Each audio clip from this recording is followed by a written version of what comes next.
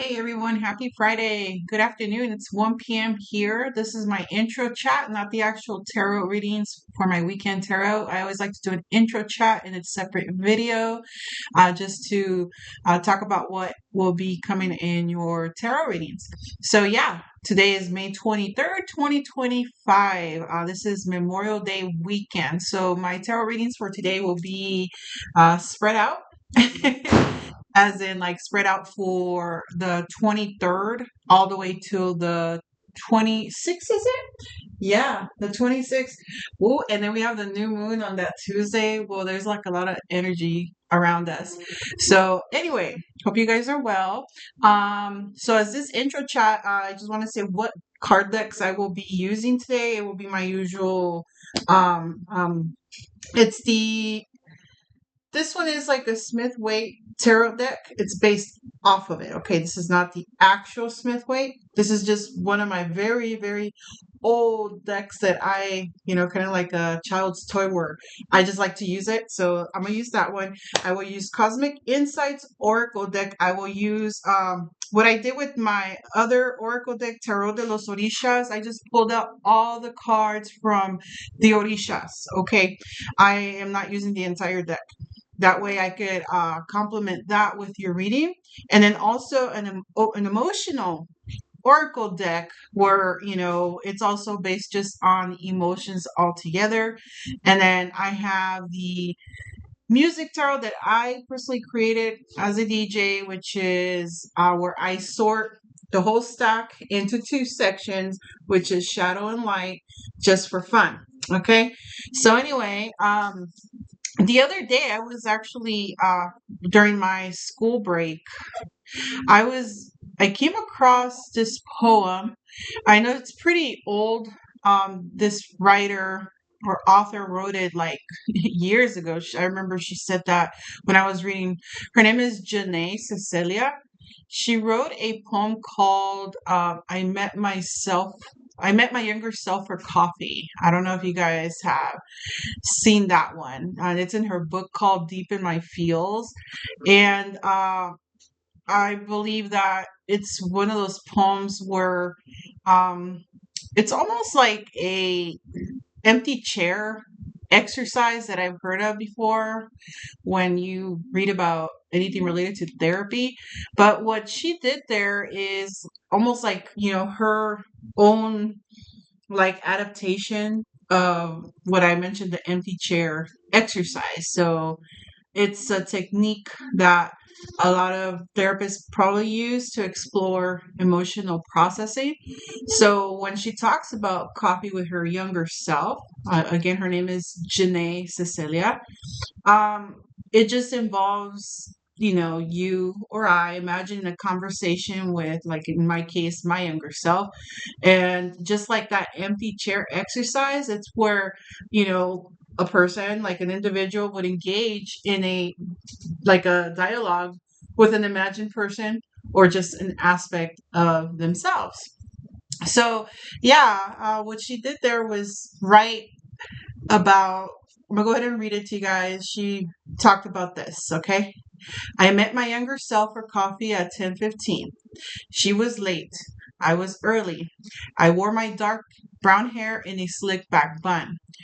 Her hair was faded red and in her face. I had dark blue jeans on. She wore sweatpants with a few stains. She lets out a sigh and then has a good cry. I tell her to release her feelings one at a time. The scars on her have now faded on me quite a bit. I want to tell her it won't always be like this, but I don't. She doesn't need to hear that things will be better. She just wants a hug and reassurance of her feelings during this uncertain season ahead of her.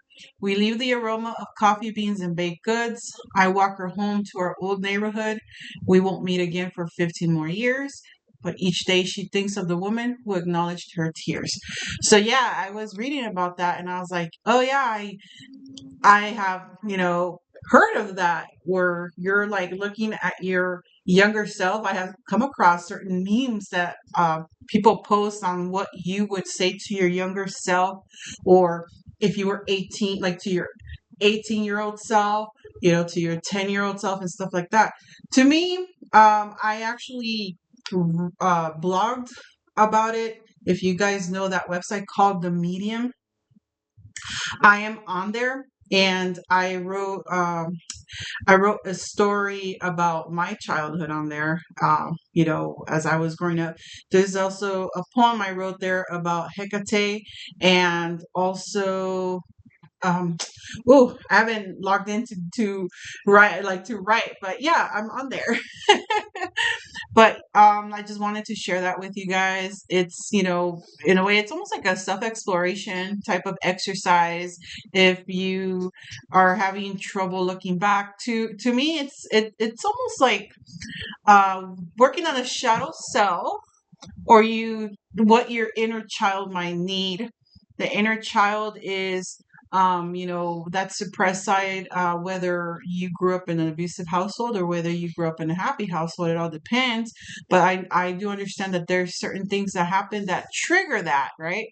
Because things may happen, conversation with someone might trigger, let's say, if a situation might just trigger something that hit you as a child.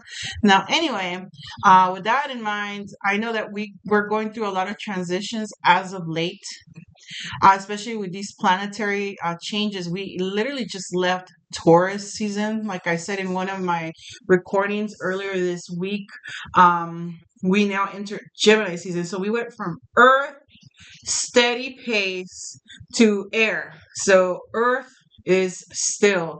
Earth takes its time, okay? And also with the air, it's not okay. So a lot of people find change like almost traumatic because it just changes everything. And then what I was reading as well, not only did we go into Gemini season, okay, and that means that the sun is in Gemini, okay. We also have the moon itself. Its energy is in a fire sign, which is Aries, okay. So then we move to Saturn. Saturn is now in within the same energy. So Saturn is discipline. Saturn is taking your time. And so when you throw Aries, who is like just a go-getter, just jumps into shit because they're risk takers, Saturn comes. Saturn is considered, they call him the daddy of the zodiac. So Saturn will come and be like, no, no, come back here, pull you by your diaper to, hold you. So, yeah, with that being said, let me take you to my other screen here.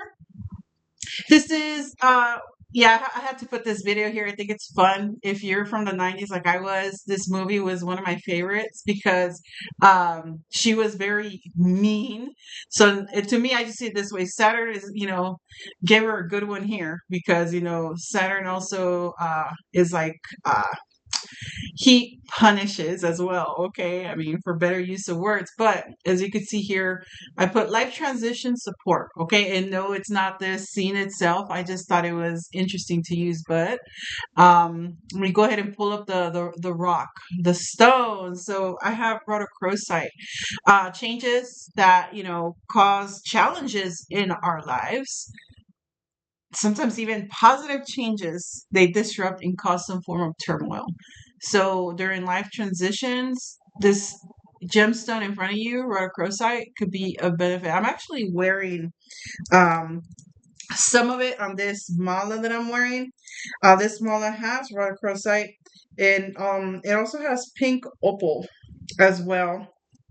And so I'm just using it today just for this chit chat here. Um, but yeah, I thought that this would be an opportunity to share that. So anyway, now, like I said, this is just an intro chat, so I'm not going to chit chat too much, and I will see you guys on your reading.